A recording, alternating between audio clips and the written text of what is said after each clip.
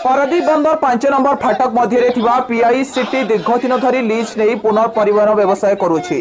एठारे श्रम आईन को उल्लंघन कर श्रमिक मानक शोषण कर पीआईसीटी रे एसकेपी नामक एक कंट्राक्टर रे 300 ऊर्ध्व श्रमिक 7 वर्ष है कार्यरत कर 7 वर्ष कार्यरत कलापर श्रमिक मानक मिलुनी से हक।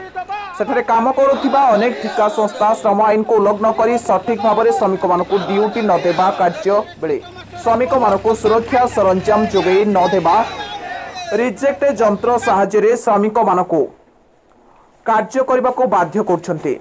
श्रमिक मानक ड्यूटी न देबारु श्रमिक माने बहुत दुख कष्ट जीवन अतिबाहित करछन्ते। सेथिपाई श्रमिक माने एक हुई 5 नंबर गेट आगरे स्लोगान रो नारा दैछन्ती एवं एमिति अनिर्दिष्ट पाई चलिबो जे पर्यंत कंपनी दाबी पूर्ण पाई राजी न होई।